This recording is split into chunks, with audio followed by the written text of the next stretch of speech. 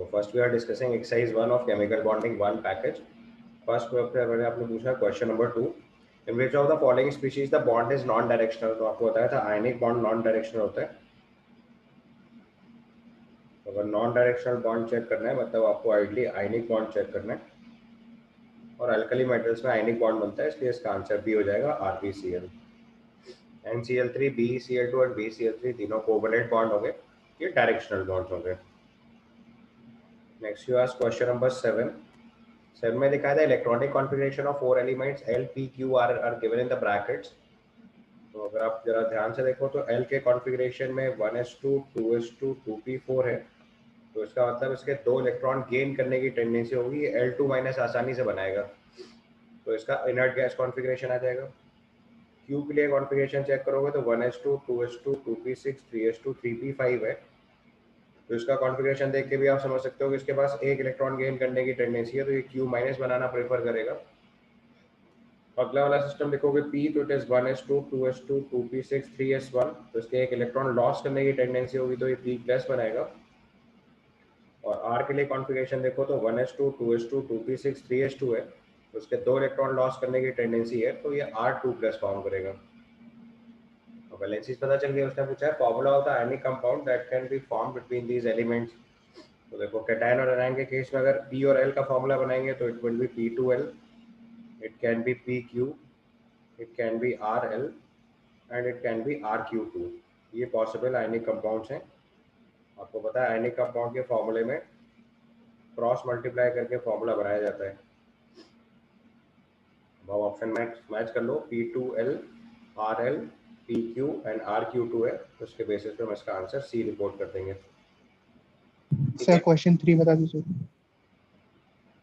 Third में लिखा है among the following isostructural compounds identify the compound which has the highest lattice energy. Lattice energy के बताया था चार्ज के प्रोपोर्शनल, साइज के प्रोपोर्शनल और कंपैरेबल साइज चाहिए होता है। तो इस सिस्टम में अगर आप चेक करोगे तो हमारे पास Li प्लस एफ माइनस है, Li प्लस Cl माइनस है, नॉन कंपेरेबल साइज है, Na प्लस Cl माइनस है, कंपेरेबल साइजेस है, बट चार्ज प्लस 1 माइनस 1 है, और ये Mg2 प्लस O2 माइनस है। तो सबसे ज़्यादा कंपेरेबल साइज मैग्नीशियम और ऑक्साइड है, और सबसे ज़्यादा चार्ज भी उसी पे है। तो यहाँ पे हाईएस्ट लेटेस्ट एनर्जी जो हो जाएगी वो MgO के लिए हो जाएगी। Highest latest energy will be of MgO। दो फैक्टर बताए थे, पहले स्मॉल केटायन स्मॉल एनायन, और larger charge means more latest energy. Comparable sizes होना बहुत इंपॉर्टेंट होता है। LiCl की लेटेस्ट एनर्जी बहुत कम आएगी क्योंकि उसका नॉन कंपेरेबल साइज है, उसका हाईएस्ट केस MgO हो जाएगा। ठीक है। इसके बाद next question you have asked is question number 16। 16 में पूछा है which of the, sir 8th भी है। चलो इसके बाद क्वेश्चन नंबर 8 देखो। Question number 8 is given the compound which contains ionic as well as covalent bonds. तो स्ट्रक्चर ड्रॉ कर लो सबके। सबसे पहले देखो कार्बन कंपाउंड है, तो डेफिनेटली कार्बन के अंदर तो सारे ही बॉन्ड कोवेलेंट होते हैं, उसमें तो सारे कोवेलेंट बॉन्ड होंगे, there is no possibility of ionic bond. CH3I लिखेंगे तो इसमें भी सारे कोवेलेंट बॉन्ड हैं। इसके बाद KCl लिखेंगे तो ये आयनिक बॉन्ड हो गया, K प्लस Cl माइनस, और कार्बन और नाइट्रोजन के बीच में कोऑर्डिनेट कोवेलेंट बॉन्ड होंगे, तो यही आंसर हो गया हमारे लिए। और H2O2 का स्ट्रक्चर बनाओगे तो ये ओपन बुक स्ट्रक्चर होता है, it contains all covalent bond, तो उसका आंसर हमारे लिए हो जाएगा C। इसके बाद next question you asked is question number 16। Question number 16 is given which of the following species are hypovalent, sorry hypervalent. तो हाइपरवैलेंट का मतलब होता है बॉन्डिंग के बाद वैलेंस शेल में इलेक्ट्रॉन 8 से ज़्यादा हो जाए। तो अगर हम ClO4 माइनस बनाएंगे तो यू कैन काउंट, क्लोरीन जो है वो 7 बॉन्ड क्रिएट करेगा। क्लोरीन के वैलेंस शेल में टोटल 7 इलेक्ट्रॉन्स होते हैं, और 7 और बॉन्ड बन गया तो ये 14 इलेक्ट्रॉन सिस्टम हो जाएगा। BF3 बनाएंगे तो वैलेंस शेल में बोरॉन के 3 इलेक्ट्रॉन होते हैं, 3 और बॉन्ड बने तो ये 6 इलेक्ट्रॉन हो जाएगा। SO4 2 माइनस बनाएंगे, सल्फर के वैलेंस शेल में 6 इलेक्ट्रॉन होते हैं, 6 बॉन्ड और बनाए तो ये टोटल 12 इलेक्ट्रॉन्स हो गए। और कार्बोनेट आयन बनाएंगे तो कार्बन के वैलेंस शेल में 4 इलेक्ट्रॉन होते हैं, 4 बॉन्ड और बनाए तो 8 इलेक्ट्रॉन हो गया। तो ये आपका हाइपर वैलेंट हो गया क्योंकि इसमें इलेक्ट्रॉन 8 से ज़्यादा हो गए। ये आपका हाइपोवैलेंट हो गया क्योंकि इसमें इलेक्ट्रॉन 8 से कम हो गए। ये भी आपका हाइपर वैलेंट हो गया क्योंकि इलेक्ट्रॉन 8 से ज़्यादा हो गए, और इसमें ऑक्टेट फॉलो हो रहा है एग्जैक्टली। तो हमसे हाइपर वैलेंट पूछा गया है, इसका मतलब इसका आंसर 1 and 3 हो जाएगा, तो आंसर बी रिपोर्ट कर देंगे। Then comes question number 17. Number and type of bonds between the two carbon atom of calcium carbide. तो आपको पता है calcium is alkaline earth metal, तो इसमें तो आयनिक बॉन्ड होगा, तो Ca2+ हो गया, और कार्बन 2- होगा, और कार्बन 2- का स्ट्रक्चर लिखेंगे तो कार्बन 4 बॉन्ड बनाता है, तो एक ट्रिपल बॉन्ड बना के दोनों कार्बन पे एक एक माइनस चार्ज लिख दो, तो आपकी बॉन्डिंग हो गई। तो उसने पूछा हुआ है type of bonds between two carbon atom, तो कार्बन कार्बन के बीच में कौन से बॉन्ड है, एक सिग्मा बॉन्ड, दो पाई बॉन्ड, ठीक है। तो यहाँ बॉन्ड हुआ एक सिग्मा एंड 2 पाई। तो क्या आपको कॉन्सेप्ट बताया था, फर्स्ट बॉन्ड सिग्मा बॉन्ड होता है, सेकेंड एंड ऑनवर्ड सारे बॉन्ड पाई बॉन्ड होते हैं, तो उसके स्ट्रक्चर में एक सिग्मा 2 पाई बनेगा, आंसर बी रिपोर्ट कर देंगे। सर इसमें Ca और C2 के बीच में आयनिक बॉन्ड बनेगा। ये और C2 के बीच में आयनिक बॉन्ड होगा, एकदम सही। इसके बाद क्वेश्चन नंबर 22 में दिया हुआ अलाइल आइसोसाइनाइड। तो अलाइलिक ग्रुप का मतलब होता है CH2 डबल बॉन्ड CH ये बॉन्ड क्रिएट करना होता है, इस पोजीशन को अलाइलिक पोजीशन बोलते हैं, और इस पे आइसोसाइनाइड ग्रुप लगाना है, सो आइसोसाइनाइड इज NC। ये स्ट्रक्चर बन गया इसका। अब आपसे पूछा है इसमें कितने सिग्मा कितने पाई हैं, तो आप इसके सारे बॉन्ड पहले ड्रॉ करो। तो कार्बन हाइड्रोजन बॉन्ड ये हो गया, ये डबल बॉन्ड हो गया, इसके साथ एक हाइड्रोजन, इस कार्बन के साथ दो हाइड्रोजन। इसके बाद मैंने आपसे बोला था कि कोऑर्डिनेट बॉन्ड को बॉन्ड ब्रेक करके चार्जेस के साथ लिख सकते हैं, तो यहाँ प्लस यहाँ माइनस चार्ज लिख दो, आप बॉन्ड गिन लो। तो ये आपका सिग्मा बॉन्ड, ये सिग्मा बॉन्ड, ये सिग्मा, ये पाई, ये सिग्मा, ये सिग्मा, ये सिग्मा, ये सिग्मा, ये सिग्मा, इधर एक सिग्मा और दो पाई। तो अल्टीमेटली स्ट्रक्चर में 3 पाई बॉन्ड है। अच्छा, नॉन बॉन्डेड इलेक्ट्रॉन और पूछा गया, that is also important. Carbon के पास वैलेंस शेल में टोटल 4 इलेक्ट्रॉन होते हैं, 3 इलेक्ट्रॉन बॉन्डिंग में, एक बच गया और एक माइनस चार्ज की वजह से एक इलेक्ट्रॉन और हो जाएगा, तो यहाँ एक लोन पेयर आ जाएगा। नाइट्रोजन के पास 5 इलेक्ट्रॉन थे, एक कम करा, 4 हुए और 4 बॉन्ड बना रखे हैं, उसका ऑक्टेट कंप्लीट है, ठीक है। तो देखो 2 नॉन बॉन्डिंग इलेक्ट्रॉन है, 3 पाई बॉन्ड है, सिग्मा बॉन्ड गिर लो तो 1 2 3 4 5 6 7 8 9 सिग्मा बॉन्ड हो गए, आंसर इसका बी हो जाएगा। It is 9 sigma bond, 3 pi bond and 2 non bonded electron जो ऑक्सीजन जो कार्बन के पास है, तो इसका आंसर हम लोग बी रिपोर्ट कर देंगे, ठीक है। चलो इसके बाद क्वेश्चन नंबर 22 देखो, it's given which compound contains both polar and non polar covalent bond.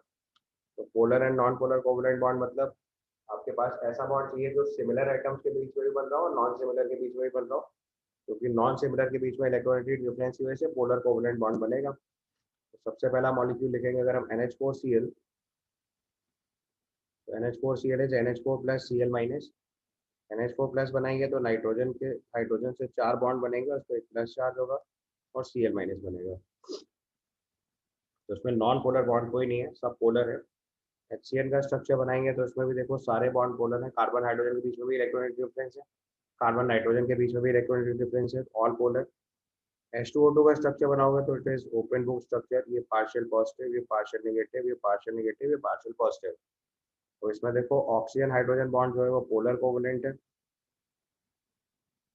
और जो ऑक्सीजन ऑक्सीजन के बीच का बॉन्ड है वो नॉन पोलर बॉन्ड है, क्योंकि दोनों के बीच में कोई इलेक्ट्रोनेगेटिव डिफरेंस नहीं है, तो दोनों ऑक्सीजन के बीच में कोई भी पोलैरिटी क्रिएट नहीं करेंगे। तो ये आंसर हो गया। इसका डी वाला केस लिखेंगे CH4, तो ये नॉन पोलर बॉन्ड हो गया क्योंकि इसका डाइपोल मोमेंट 0 आ जाएगा। तो नॉन पोलर मॉलिक्यूल बोलेंगे, लेकिन उसके बॉन्ड्स पूछे हैं तो उसमें भी पोलर बॉन्ड होंगे, कार्बन हाइड्रोजन के बीच में इलेक्ट्रोनेगेटिव डिफरेंस होता है, या अगर बहुत कम मानोगे तो नॉन पोलर बॉन्ड समझ लो सर, तो दोनों तरह के बॉन्ड प्रेजेंट नहीं है। Then comes question number 23. It's given element X is strongly electropositive and Y is strongly electronegative. Both elements are univalent. The compound formed by the combination is, तो दोनों की वैलेंसी 1 है और इलेक्ट्रोपॉजिटिव इलेक्ट्रोनेगेटिव है, तो जो इलेक्ट्रोपॉजिटिव वो cation बनाएगा, जो इलेक्ट्रोनेगेटिव वो आनायन बनाएगा, तो उसका जो कंपाउंड बनेगा वो क्या बनेगा, X प्लस वाई माइनस, यानी आंसर ए हो जाएगा। इसके बाद क्वेश्चन नंबर 25 में देखो पूछा गया है which of the following does not contain a coordinate bond. तो आपको बताया था मैंने एक ऐसे एलिमेंट के बीच में जिसमें एक के पास लोन पेयर और एक को इलेक्ट्रॉन डोनेट करने की कैपेसिटी होती है, उनके बीच में कोऑर्डिनेट बॉन्ड होता है। तो अगर BH4 माइनस देखोगे तो ये BH3 है, ये H माइनस है, लोन पेयर डोनेट करेगा तो कोऑर्डिनेट बॉन्ड। अमोनिया के अंदर एक नाइट्रोजन के पास लोन पेयर है और हाइड्रोजन के पास H प्लस, इलेक्ट्रॉन डेफिशिएंसी है, कोऑर्डिनेट बॉन्ड। कार्बोनेट आयन में कहीं पे भी कोऑर्डिनेट बॉन्ड नहीं होगा, इसका ऑक्टेट कंप्लीट है। और HCO प्लस में भी सेम सिचुएशन होगी, वाटर है, अपना loan pair of electron H plus को डोनेट करेगा तो कोऑर्डिनेट बॉन्ड। तो उसने पूछा है किसमें कोऑर्डिनेट बॉन्ड प्रेजेंट नहीं है, तो उसका आंसर हो जाएगा carbonate ion, it is following octet. Octet follow करने के लिए कहीं पे भी कोऑर्डिनेट बॉन्ड रिक्वायर्ड नहीं है, तो आंसर हो जाएगा सी। नेक्स्ट में पूछा है which of the following compound of the element in the group 4 is expected to be most ionic. तो अभी आपको पजांस रूल सिखाया था लास्ट क्लास में। पजांस रूल के हिसाब से कैसे आयनिक कैरेक्टर डिफाइन करते हैं, smaller charge on cation more ionic character, more charge on cation more covalent character. तो इसमें देखो यहाँ पे Pb2 प्लस है PbCl2 के अंदर और दूसरा Pb4 प्लस है, ये कोवेलेंट हो, मोर कोवेलेंट हो जाएगा, पहला वाला मोर आयोनिक हो जाएगा। उसके बाद दोनों नॉन मेटल के कंपाउंड लिखे तो वो आयनिक कैरेक्टर ला ही नहीं सकते, उनमें बॉन्ड ही कोवेलेंट होता है। तो Pb2 प्लस का फॉर्म हो जाएगा, ये मोर आयोनिक हो जाएगा। Pb4 प्लस का कंपाउंड मोर कोवेलेंट हो जाएगा ड्यू टू पजांस रूल। आपको पजांस रूल में सिखाया था कैटायन पे अगर चार्ज ज्यादा होता है तो कोवेलेंट कैरेक्टर ज्यादा होता है, क्योंकि उसकी पोलराइजिंग पावर ज्यादा होती है। ठीक है, तो इसका आंसर हमारे लिए मोस्ट आयनिक कंपाउंड पूछा गया है, ये रिपोर्ट कर देंगे। इसके बाद क्वेश्चन नंबर 28 में लिखा हुआ है correct order of increasing covalent character of the following. Same logic, alkali metal compounds ionic होते हैं, लेफ्ट से राइट जाते जाते हैं तो कोवेलेंट कैरेक्टर राइज होता जाता है। पीरियोडिक टेबल के लॉ से भी सॉल्व करोगे तो भी समझ आ जाएगा। इसमें सबसे ज्यादा आयनिक कैरेक्टर KCl में होगा, फिर CaCl2 में होगा, फिर AlCl3 में होगा, फिर SiCl4 में होगा। आप चाहो तो वैलेंसी से भी चेक कर लो, चार्ज से चेक कर लो, पीरियोडिक टेबल का लॉ लगा दो, सब तरीके से समझ आ जाएगा। अगर हम पीरियोडिक टेबल का लॉ लगाएं तो लेफ्ट टू राइट जाने में आयनिक कैरेक्टर कम होता चला जाता है, कोवेलेंट कंपाउंड बढ़ते जाते हैं, कोवेलेंट कैरेक्टर राइज करता है। ठीक है, या सिंपल तरीके से देखोगे तो कैटायनिक चार्ज चेक कर लो, K plus Ca2 plus Al3 plus Si4 plus अगर मान ले सबको, तो जिसका चार्ज सबसे ज्यादा होगा उसका कोवेलेंट कैरेक्टर सबसे ज्यादा आ जाएगा, तो उसके बेसिस पे भी यही आंसर रिपोर्ट करेंगे। इसके बाद क्वेश्चन नंबर 29 में लिखा हुआ है which of the following statement is correct, polarization of an anion is maximum by its by high charge cation. तो पोलराइजेशन के लिए बताया था कि अगर एनायन का अगर चार्ज ऑफ कैटायन ज्यादा होता है तो पोलराइजेशन ज्यादा होता है। Polarization of an anion is maximum, तो ये थोड़ा गड़बड़ लिखा हुआ है क्योंकि एनायन के लिए पोलराइजेबिलिटी होती है। तो लेकिन ठीक लिखा हुआ है, polarization of anion is maximum by high charge cation, तो ठीक लिखा हुआ है। नेक्स्ट केस में लिखा है small size cation minimizes the polarization, गड़बड़ लिखा हुआ है, साइज छोटा होता है तो पोलराइजेशन ज्यादा होता है। Small anion brings about the large degree of polarization, ये भी फॉल्ट हो गया, लार्जर एनायन के अंदर पोलराइजेबिलिटी ज्यादा होती है। Small anion undergoes a high degree of polarization, ये भी फॉल्टी हो गया, जितना छोटा एनायन होगा उसकी पोलराइजेशन होने के चांसेस उतने कम हो जाएंगे। यहाँ सिंपली फजार रूल आपको पढ़ना है, तो आंसर सीधे ये रिपोर्ट हो जाएगा। ठीक है, कैटायन पे चार्ज ज्यादा होता है तो उसकी पोलराइजेशन पावर ज्यादा होती है और वो एनायन को सबसे ज्यादा पोलराइज करेगा। तो फजार रूल के सारे स्टेटमेंट लिखे, फर्स्ट वाला करेक्ट लिखा है, बाकी सब उल्टे करके लिखे गए। स्मॉल साइज पे पोलराइजेशन पावर ज्यादा होती है, ज्यादा चार्ज पे पोलराइजेशन पावर ज्यादा होती है, स्मॉल एनायन की पोलराइजेबिलिटी कम होती है और लार्जर एनायन की पोलराइजेबिलिटी ज्यादा होती है। तो सिंपली फजार रूल रिव्यू कर लो, आपको पता चल जाएगा सारे आंसर। उसके बाद 31 में देखो विच of the following has a geometry different from the other three species having the same geometries. तो सबके स्ट्रक्चर ड्रॉ कर दो। सबसे पहले BF4 बनाएंगे तो BF4 माइनस बनाएंगे तो sp3 हाइब्रिडाइजेशन टेट्राहेड्रल बनेगा। SO4 2 माइनस ड्रॉ करोगे, इसमें भी same logic, sp3 tetrahedral. XgF4 बनाएंगे तो sp3d2 स्क्वायर प्लेनर होगा, यही आंसर हो गया आपके लिए। Next one, if you draw XgF4 तो this is sp3d2 square planar, दो लोन पेयर होंगे, 4 सिग्मा बॉन्ड होंगे। XgF4 this is sp3d2 square planar, sp3d2 square planar, ये हमारा आंसर हो गया।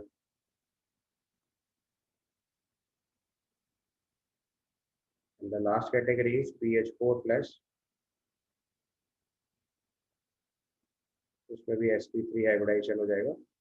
तो sp3 वाले तीनों के टेट्राहेड्रल हैं, बाकी स्क्वायर प्लेनर है।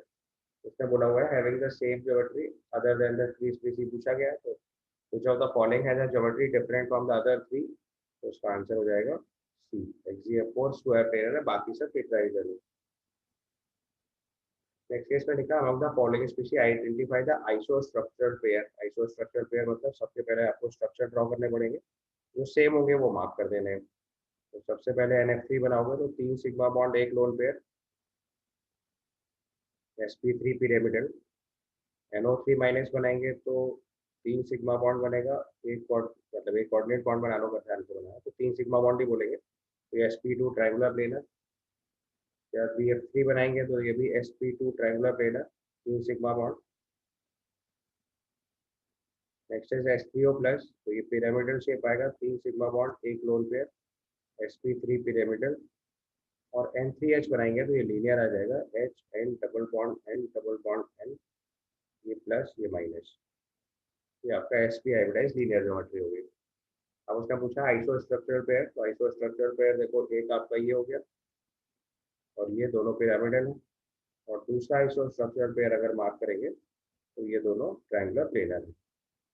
हमारा आंसर हो जाएगा NF3 and S3O plus and NO3 minus and BF3।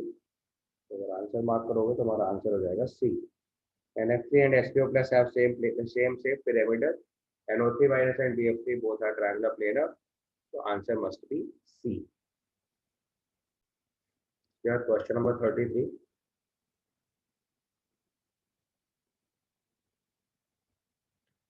में लिखा है in carbon carbon bond C2H6 undergoes heterolytic fission, the hybridization of the two resulting carbon atoms। तो heterolytic fission में क्या होता है कि शेयर्ड पेयर ऑफ इलेक्ट्रॉन किसी एक एलिमेंट के पास चला जाता है। ये आपका C2H6 है, ये शेयर्ड पेयर ऑफ इलेक्ट्रॉन है, हेटेरोलिटिक लीवेज है, इसलिए इस इलेक्ट्रॉन को उठा के किसी एक की तरफ ट्रांसफर कर दो। तो हेटेरोलिटिक लीवेज करने के बाद कार्बन के ऊपर आ जाएगा positive charge, vacant orbital create हो जाएगा और दूसरे कार्बन के पास पहुंच जाएगा लोन पेयर, उस पर माइनस चार्ज आ जाएगा। उसके पास 3 सिग्मा बॉन्ड है, इसलिए sp2 हाइब्रिडाइजेशन। इसके बाद 3 सिग्मा बॉन्ड एक लोन पेयर है, इसलिए sp3 हाइब्रिडाइजेशन। यहाँ 3 सिग्मा बॉन्ड है तो sp2, यहाँ 3 सिग्मा बॉन्ड एक लोन पेयर है तो sp3, तो एक sp2 हो जाएगा, एक sp3 हो जाएगा। आंसर इसका हम लोग सी रिपोर्ट कर देंगे। ठीक है, नेक्स्ट क्वेश्चन नंबर 35।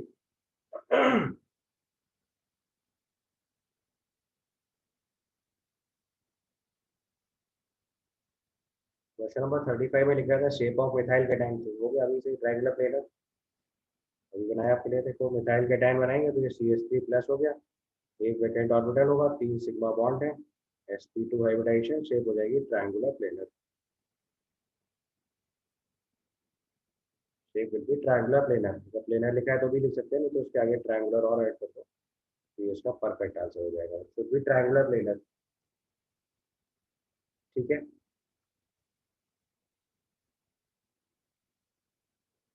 समझ गया ना बात को यहाँ तक?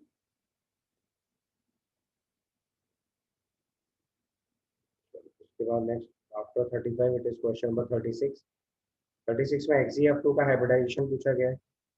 XeF2 में जेनॉन है, 2 फ्लोरीन के साथ सिंगल बॉन्ड बनेगा। जेनॉन के वैलेंस शेल में 8 इलेक्ट्रॉन होते हैं, 2 सिग्मा बॉन्ड बन गए तो 3 लोन पेयर हो जाएंगे, 2 सिग्मा बॉन्ड 3 लोन पेयर का केस है, हाइब्रिडाइजेशन हो जाएगा sp3d, ज्योमेट्री बनेगी लीनियर। ठीक है, उसके बाद क्वेश्चन नंबर 40, ये भी मैंने आपको नोट्स में पढ़ाया था, टेट्रासाइनोइथीन है, स्ट्रक्चर बनाएंगे तो टेट्रासाइनोइथीन इज दिस।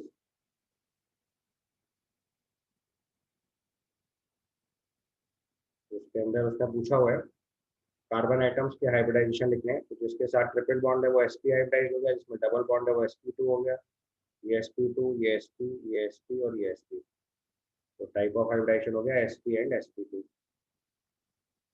जिस कार्बन के साथ डबल बॉन्ड होगा वो sp हाइब्रिडाइज sp2 हाइब्रिडाइज होगा, और जिसमें ट्रिपल बॉन्ड होगा वो sp हाइब्रिडाइज हो जाएगा। Next question number 41। 41 में लिखा है maximum S character in the bond marked by this, तो पहले सबके हाइब्रिडाइजेशन लिख दो।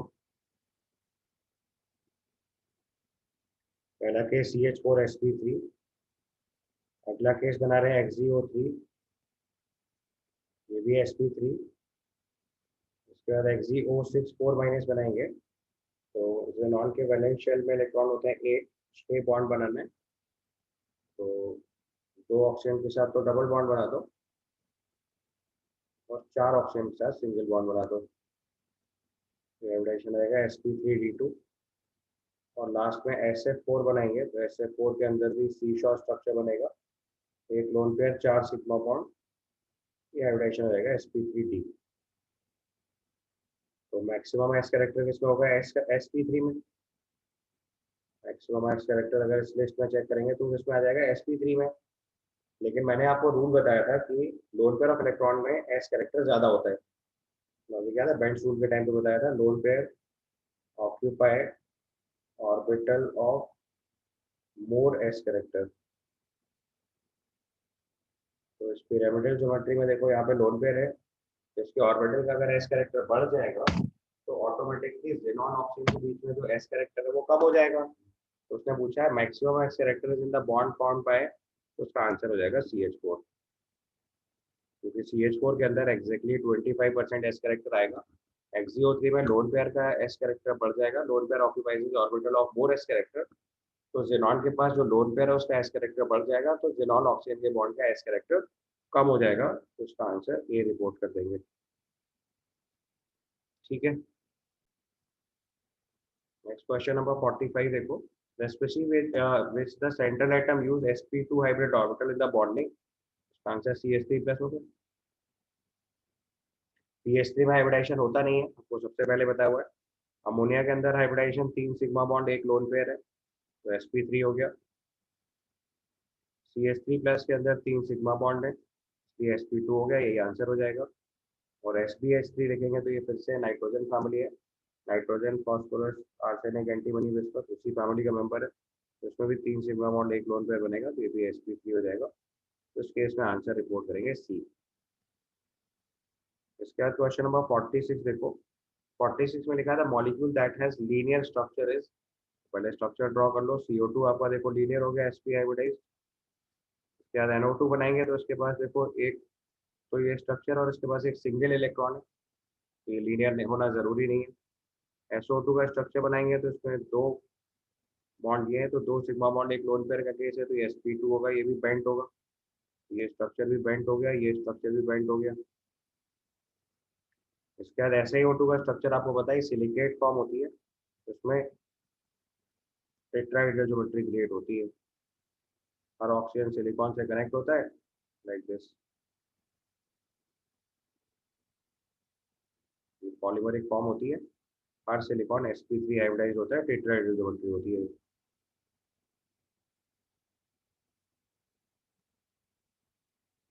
तो इसका आंसर लिखेंगे हम लोग ए।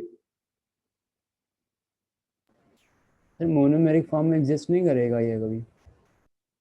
SiO2 मोनोमरिक फॉर्म में नहीं एग्जिस्ट करता, मैंने आपको पढ़ाते टाइम भी क्लियरली बताया था कि पाई बॉन्ड बनाने के लिए 2p को प्रेफरेंस दी जाती है।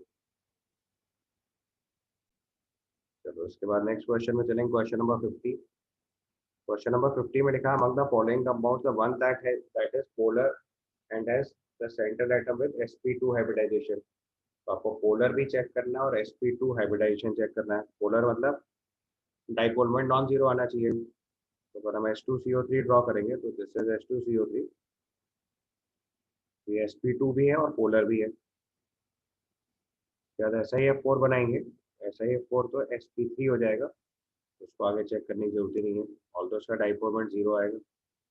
इसके बाद BF3 लिखेंगे तो ये sp2 आएगा, ये तो पहली चीज मैच कर रही है, बट इसका डाइपोल मोमेंट 0 हो जाएगा क्योंकि सिमेट्रिकल रेगुलर ज्योमेट्री है।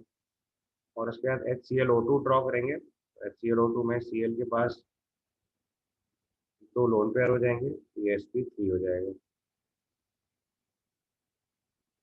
और डाइपोल मोमेंट इसका भी नॉन जीरो आएगा। तो आपको sp2 पोलर चाहिए था, तो उसका आंसर ए हो जाएगा।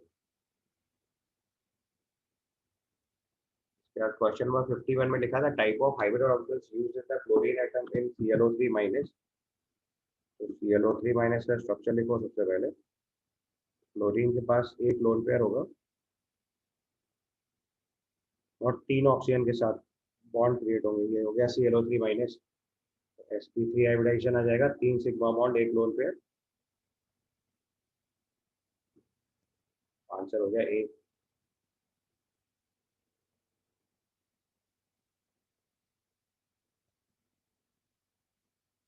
ठीक है। 54th क्वेश्चन लिखा है, in the following the central atom does not use sp3 hybrid orbital for the bonding. फिर वही सेम, इस बेरिलियम के बैलेंस शेल में 2 इलेक्ट्रॉन होते हैं, एक माइनस चार्ज होने की वजह से 3 इलेक्ट्रॉन हो गए, तो BeF3 माइनस आपका sp2 फॉर्म हो गई। ये आंसर हो गया। OH3 प्लस बनाएंगे तो 1 लोन पेयर, 3 सिग्मा बॉन्ड, ये sp3 हो गया। NH2 माइनस बनाएंगे तो 2 sigma bond, 2 lone pair. Nitrogen valence shell में 5 इलेक्ट्रॉन होते हैं, एक माइनस चार्ज से 6 इलेक्ट्रॉन हो गए, 2 इलेक्ट्रॉन बॉन्ड बनाने में यूज हो गए, तो 4 इलेक्ट्रॉन बचे, तो 2 सिग्मा बॉन्ड, 2 लोन पेयर। और NF3 बनाएंगे तो इसमें भी 3 सिग्मा बॉन्ड, 1 लोन पेयर। तो ये तीनों sp3 के केस हो गए। आपसे sp2 पूछा गया है, sorry, does not use sp3 hybrid orbital, answer इसका ए हो जाएगा। ठीक है। इसके बाद question number 56, which one of the following molecule is planar. Planar मतलब BF3, sp2। यहाँ पे भी फिर से NH3 NCl3 सब तो बना रखे हैं आपको। अगर NH3 बनाओगे तो ये पिरामिडल शेप आएगी, sp3 NCl3 बनाओगे ये भी पिरामिडल शेप आएगी, sp3 PH3 बनाएंगे तो ऑल्दो उसमें हाइब्रिडाइजेशन नहीं होता है, लेकिन तब भी ये फॉर्म होगी HPH3 के लिए। प्लेनर इसको भी नहीं लिखेंगे, प्लेनर फॉर्म बनेगी BF3, sp2 triangular planar. Standard question है, आंसर हो जाएगा डी। इसके बाद क्वेश्चन नंबर 59 देखो, ये भी आपको नोट्स रेफर करने चाहिए थे तो आपको पता चल जाता। इसमें लिखा हुआ है, specify the coordination geometry are surrounded by hybridization of nitrogen boron atom in 1:1 complex. तो देखो, अमोनिया का स्ट्रक्चर बनाओ सबसे पहले, उसके पास लोन पेयर ऑफ इलेक्ट्रॉन है। BF3 का स्ट्रक्चर बनाएंगे तो sp2 हाइब्रिडाइज है, वैकेंट ऑर्बिटल है। ये अपना लोन पेयर इसको डोनेट करेगा तो इनके बीच में कौन सा बॉन्ड बनाएंगे, कोऑर्डिनेट। ये आपका NH3BF3 हो गया। अभी नाइट्रोजन के पास 4 सिग्मा बॉन्ड हो गया तो sp3 हाइब्रिडाइजेशन। बोरॉन के पास भी 4 सिग्मा बॉन्ड हो गया तो ये भी sp3 हाइब्रिडाइजेशन। तो दोनों नाइट्रोजन और बोरॉन दोनों sp3 हाइब्रिडाइज हो जाएंगे, तो उसका मतलब दोनों टेट्राहेड्रल ज्योमेट्री हो जाएंगे। तो आंसर हो जाएगा nitrogen tetrahedral sp3 and boron also tetrahedral sp3। Answer इसका ए रिपोर्ट कर देंगे। Both nitrogen and boron forms sp3 hybrid geometry with tetrahedral geometry। इसके बाद क्वेश्चन नंबर 68 देखिए। 68 क्वेश्चन में लिखा हुआ है, Cn माइनस और N2 दोनों आइसोइलेक्ट्रॉनिक है, लेकिन Cn माइनस के रिस्पेक्ट में N2 जो है वो केमिकली इनर्ट है। ठीक है, पोलरिटी। अगर हम Cn माइनस का स्ट्रक्चर लिखेंगे तो उसमें पोलर बॉन्ड है, माइनस चार्ज होने की वजह से इसकी रिएक्टिविटी बहुत ज़्यादा है। नाइट्रोजन से नाइट्रोजन के बीच में नॉन पोलर बॉन्ड है, और नॉन पोलर बॉन्ड है तो उसकी रिएक्टिविटी बहुत कम हो जा रही है, तो उसका आंसर हो जाएगा एब्सेंस ऑफ पोलैरिटी। तो उसका आंसर रिपोर्ट करेंगे बी। नाइट्रोजन के अंदर पोलैरिटी नहीं होने की वजह से उसकी रिएक्टिविटी Cn माइनस के रिस्पेक्ट में बहुत कम हो जाती है। इसके बाद क्वेश्चन नंबर 70 देखिए। इसमें पूछा है, which of the following are iso electronic and iso structure. Iso electronic and iso structure मतलब नंबर ऑफ इलेक्ट्रॉन काउंट करने और स्ट्रक्चर चेक करना है। तो सबसे पहले NO3 माइनस बनाते हैं। NO3 माइनस आपका sp2 triangular planar. Carbonate ion बनाएंगे तो ये भी sp2 triangular planar. ClO3 minus बनाएंगे तो इसमें 1 lone pair, 3 sigma bond, sp3 pyramidal. और SO3 बनाएंगे तो ये भी triangular planar, sp2 3 sigma bond. अब आपको आइसो इलेक्ट्रॉनिक चेक करना है, तो आइसो इलेक्ट्रॉनिक आपके नाइट्रेट और कार्बोनेट हो गए, इनमें नंबर ऑफ इलेक्ट्रॉन सेम है, तो ये आइसो इलेक्ट्रॉनिक भी है और आइसो स्ट्रक्चरल भी है। Iso electronic and iso structure.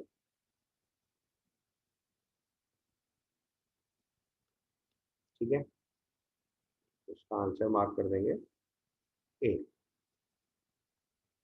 इसके बाद question number 76, the correct order of the increasing bond angle उसमें देखो सराउंडिंग का एलिमेंट जितना बड़ा होता चला जाएगा बॉन्ड एंगल उतना ज़्यादा होता जाएगा। तो सिंपल ऑर्डर लगेगा, सराउंडिंग एलिमेंट, क्योंकि दो एलिमेंट के बीच में गैप तो रखना पड़ेगा। तो सराउंडिंग एलिमेंट साइज अगर इंक्रीज करता है तो उससे बॉन्ड एंगल इंक्रीज कर जाता है। तो यहाँ पे ऑर्डर आएगा PF3 सबसे कम, फिर PCl3, फिर PBr3 और फिर PI3। ये समझ गए ना? एक बार इसको ड्रॉ करके देखो तो समझ आ जाएगा। जैसे फॉस्फोरस की सराउंडिंग में 3 एलिमेंट लिखे हैं, तो अगर ये बड़ा सा आयोडीन है तो ये एंगल अपने आप ज़्यादा आएगा। और फॉस्फोरस की सराउंडिंग में 3 एलिमेंट छोटे छोटे हैं तो ये एंगल अपने आप कम हो जाएगा। तो फ्लोरीन के केस में सबसे कम बॉन्ड एंगल आएगा और आयोडीन के केस में हाईएस्ट बॉन्ड एंगल आ जाएगा। क्या लिखा है? Resulting structure of isocyanate, the resonative structure of isocyanate is. तो आइसोसाइनेट का स्ट्रक्चर आपको चेक दिए हुए हैं। Choose the most stable resonative structure in the this and give the oxygen state of O and C in the order. तो देखो most stable के तरीका बताया था, पहले ऑक्टेट चेक करो। तो इस स्ट्रक्चर में अगर आप ध्यान से देखोगे तो सब में ऑक्टेट कंप्लीट है। ऑक्टेट के बाद चार चेक करो तो सब में चार जा रहा है। फिर चार्ज सेपरेशन चेक करेंगे तो थर्ड वाले में देखो नाइट्रोजन पे 2 - चार्ज आ रहा है, तो सबसे कम स्टेबल हो गया। उसके बाद 1 और 2 में देखेंगे तो मोर इलेक्ट्रोनेगेटिव एलिमेंट पे ऑक्सीजन ज़्यादा स्टेबल होता है, तो 2 सबसे ज़्यादा स्टेबल हो जाएगा। तो 77 में अगर ऑर्डर ऑफ स्टेबिलिटी लिखेंगे तो 2 सबसे ज़्यादा स्टेबल हो गया, फिर 1 हो गया और फिर 3 हो गया। कैसे डिसाइड करा? थर्ड वाले में चार्ज सेपरेशन नहीं है इसलिए वो सबसे कम स्टेबल, रूल नंबर 3 से डिसाइड हुआ। और 1 और 2 के केस में सब कुछ आइडेंटिकल है, आपको सिर्फ कंपेयर क्या करना है, charge on oxygen and nitrogen. Oxygen में माइनस चार्ज ज़्यादा स्टेबल होता है नाइट्रोजन से, इसलिए O- को ज़्यादा स्टेबल काउंट करेंगे, तो ऑर्डर हो जाएगा 2 1 3। ठीक है, पहला पार्ट तो पूछा उसमें सबसे ज़्यादा स्टेबल रेजोनेटिव स्ट्रक्चर कौन सा है, तो उसका आंसर हो जाएगा 2। उसके बाद आपको ऑक्सीडेशन नंबर लिखना है। तो अगर हमारे पास OCl-, हमने इसको सबसे स्टेबल स्ट्रक्चर काउंट किया है, तो आप ध्यान से देखो ऑक्सीजन का ऑक्सीजन स्टेट तो -2 होता है।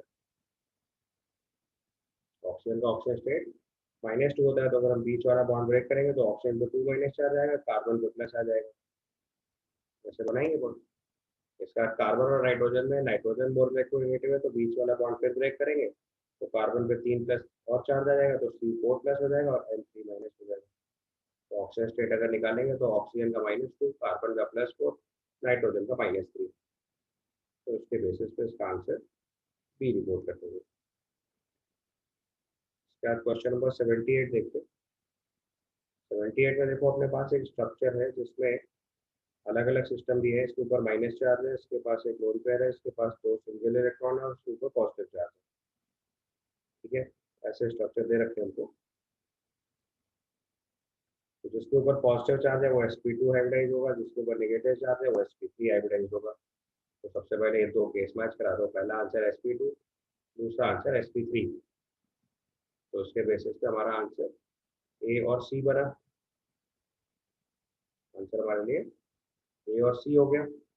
अब ए और सी में कंपेयर करना है तो देखो जो X3 वाला एक कार्बन है उसके बाद 2 सिग्मा बॉन्ड एक लोन पेयर है, 2 सिग्मा एक बॉन्ड एक लोन पेयर, मतलब ये भी sp2 हो गया। तो उसका आंसर हमारे लिए ए हो गया। ठीक है, तो अब जो X2 वाला केस बचा उसमें 2 अनपेयर्ड इलेक्ट्रॉन है। तो लॉजिक क्या होता है कि जो सिंगल इलेक्ट्रॉन होता है या बेटर टू से जो अनपेयर्ड इलेक्ट्रॉन होता है, आपको सिंगल इलेक्ट्रॉन ठीक नहीं लगेगा तो आप यहाँ पे अनपेयर्ड इलेक्ट्रॉन भी लिख सकते हो बेसिकली। तो अनपेयर्ड इलेक्ट्रॉन या जो सिंगल इलेक्ट्रॉन होता है वो हाईली एनर्जेटिक होता है, तो इसलिए वो हाइब्रिडाइजेशन में पार्टिसिपेट नहीं कर पाता, इसलिए mostly it is present in the pure orbitals. तो यहाँ पे उसका हाइब्रिडाइजेशन sp रिपोर्ट कर देंगे। अदरवाइज इसको चेक करने की जरूरत ही नहीं थी, क्योंकि अगर आपने 3 हाइब्रिडाइजेशन चेक कर लिए तो बाकी अपने आप हो जाएगा।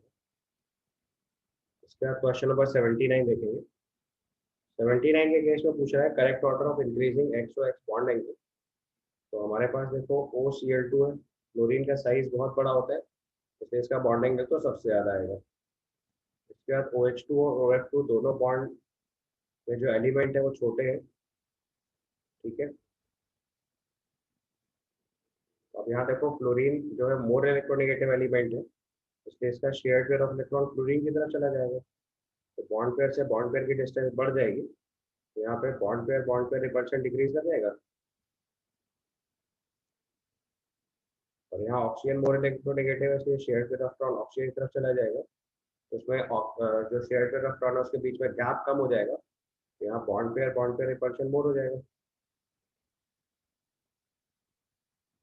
तो अगर बॉन्ड पेयर रिपल्शन ज़्यादा है तो बॉन्ड एंगल ज़्यादा आएगा, बॉन्ड पेयर रिपल्शन कम है तो बॉन्ड एंगल कम आएगा, ये ऑर्डर आ जाएगा। पहले वाला केस अलग अलग से याद रखना है, जब बड़ा एलिमेंट डिपेंड होता है सराउंडिंग में तो बॉन्ड एंगल ज़्यादा ही होता है, क्योंकि कितना भी पास ले आए वो एक दूसरे से टच नहीं करने लगेंगे, तो ये इसके बल्कियर साइज की वजह से, due to bulkier size bond angle है हाईएस्ट, ड्यू टू बल्कियर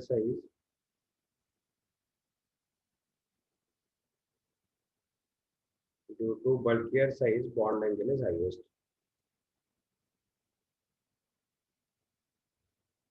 तो इसका आंसर आएगा Cl2O वाटर वर्क, यानी कि आंसर बी। ठीक है, ये आपकी एक्सरसाइज 1 कंप्लीट हो गई।